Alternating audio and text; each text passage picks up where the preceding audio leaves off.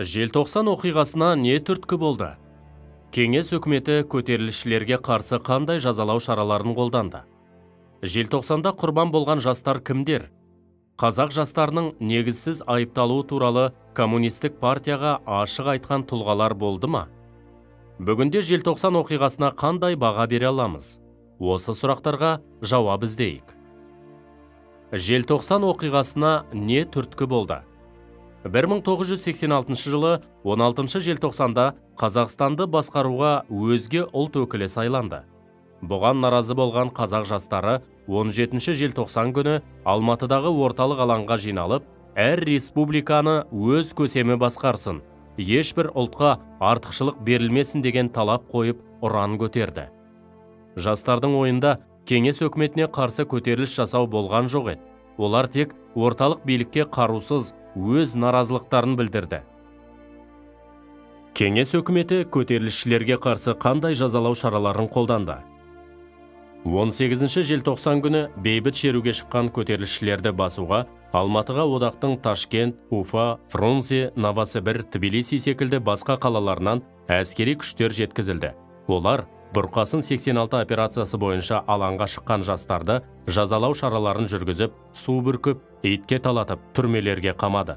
19 желтоқсан күні қазақ жастарына ұлтшыл, маскүнем, нашақор, бұзақы деген негізсіз айыптар тағылып, тергеу жүргізуді бастады. Көтеріліске қатысып, төлқұжаттарына бүлікшіл деген таңба басылған қазақ жастары тек қара жұмысшы болып жұмыс істеді. Оқиға құрбандары туралы ақпарат жойылды. Елімізде желтоқсан оқиғасы туралы жазуға тыйым салынды. Рысқұлбеков Қайрат Ноғайбайұлы 1986 жылғы желтоқсан көтерілісінің қаһарманы. Ол 16-18 желтоқсанда болған қазақ жастарының отаршылдық және әміршілдік жүйеге қарсы шеруіне белсене қатысты. Көтеріліс қатыгездікпен жанышталғаннан кейін 1987 жылдың қаңтарында ішкі істер органының қызметкерлері Алматыда бір төбелеске қатысты деген желеумен Рысқұлбековті Мойынқұм ауданының орталығында тұратын нағашысының үйінде демалып жатқан жерінен ұстап әкетеді. Кейіннен көпшілікке мәлім болғандай, тергеушілер Рысқұлбековке неше түрлі айла шарғылар қолдана отырып, оны Савицкийдің өліміне кінәлі деп таниды. Асанова Ләззат Алтынайқызы, желтоқсан көтерілісінің құрбаны. Ләззат Алтынайқызы Алматыда 1986 жылы 17-18 желтоқсанда болған қазақ жастарының отаршылдық және әміршілдік жүйеге қарсы азаттық көтерілісіне белсене қатысқан.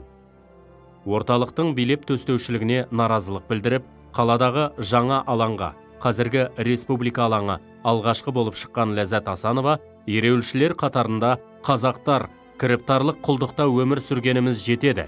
Біз еліміз тәуелсіздігін жеңіп алған кезде ғана азат бола аламыз деген ұранмен шықты. Сыпатаев Ербол Мұқажанұлы 1986 жылғы желтоқсан көтерілісінің құрбаны. 1986 жылы 16-18 желтоқсандағы көтеріліске белсене қатысады. 18 желтоқсан күні ауыр жараланып, ауруханаға түсіп, 23 желтоқсан күні қайтыс болады. Қазақстан тәуелсіздік алған соң ғана Сыпатаев жөніндегі шындық айтыла бастады.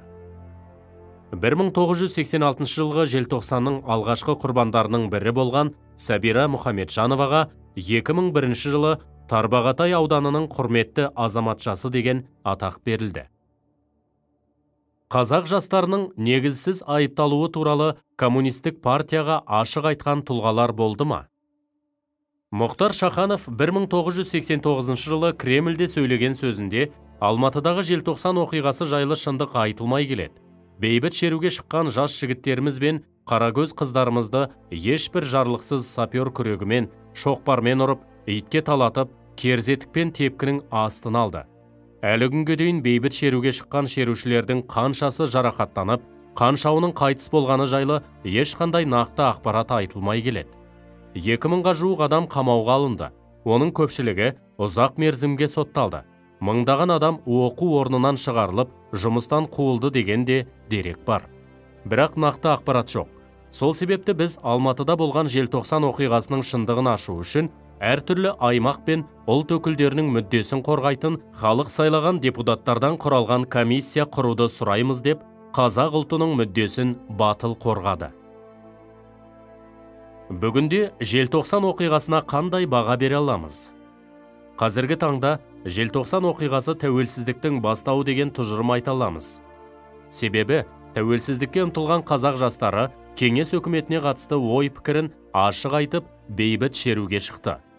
Қорытындылай келе, желтоқсан оқиғасы қазақ жастарының тәуелсіздікке ұмтылуының жарқын көрінісі ретінде халық жадында мәңгілік қалды.